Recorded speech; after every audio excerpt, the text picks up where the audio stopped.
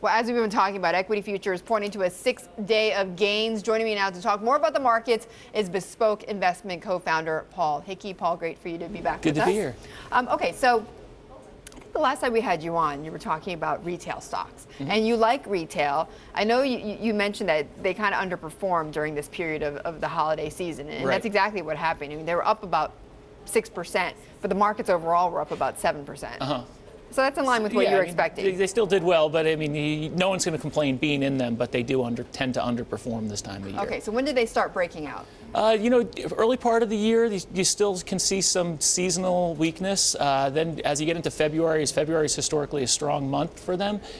We like retail, and we would use weakness that you would see in the sector as a buying opportunity in the stocks. Our primary reason for liking it is the fact that the U.S. economy and the U.S. consumer is doing better than the rest of the world. And most U.S. retailers are exposed primarily to the U.S. They get, on average, 3/4 of their revenues at least in the United States. So they don't have to worry about as much exposure to overseas markets. But then you have a piece of news like Sears, and does that change the game at all? Well, I think Sears is an outlier there. I mean, it's been having trouble for years. The usual criticisms that, it's run by, they don't have real retailers with good retail experience running the company, and it has its own problems there. There's just, I don't think that is representative of the entire retail sector as a whole. And if you just look at the retail stocks, like you said, they were up 6% in the last month, whereas Sears has just done nothing but go down. Right. There's just been a few laggards there, as you say, Sears being one of them. Okay, talk about breakouts. There's a possibility perhaps the financials could break out in 2012. Is that true? Well, the sentiment is so negative on the financials right now. And what we like to do is the analogy, compare the financials in the credit crisis bust to the tech stocks coming out of the dot-com bust. Excuse me.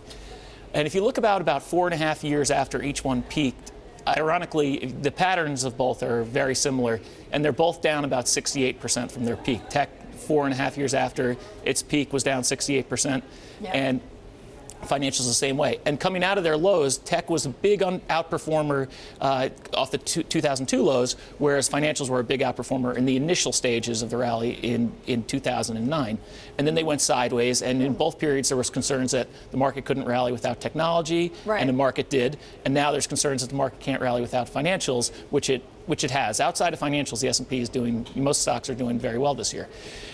So taking that analogy a little further, if you look a year later, the tech stocks, I mean, they never really broke out and took off again, violently, so to speak, but they did have about a 10% gain in that 5th year. So you might expect that for financials. Yeah, a 10% gain in the financial sector wouldn't surprise us at all, especially with sentiment so weak. And then you have my prior guest, Bill Cohen, who, talking about how there's this talent, not only are talent not working at these Wall Street firms are going to, they're going off to other careers, but then you've got obviously a talent drain from all these layoffs going on Wall Street, and this whole changing of the business model for Goldman Sachs and these other firms. How does that play in, though? I mean, because I know you're watching all the charts, but how does that play in, though, to the financial story? It goes right in with the technology from last decade. There was so much overcapacity in the sector that these companies just had to work the excess capacity off.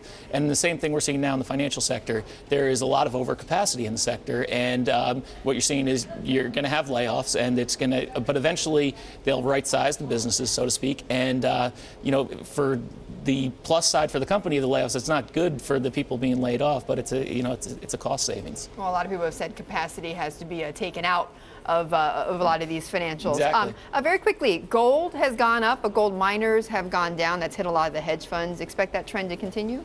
We don't focus too much specifically on the gold miners, but looking at gold specifically, it's had a big pullback here, and if we're going to see increased strength in the U.S. economy going forward next year, and less of the, guns and butter trade like the healthcare, the consumer staples, and utilities outperforming, and gold, which will outperform for much of the year, I think you could continue to see that underperform in the year ahead as investors become more comfortable. Okay, Paul, thank you. Thanks for having me. Nice to see you. You Paul too. Hickey of Bespoke Investment Group.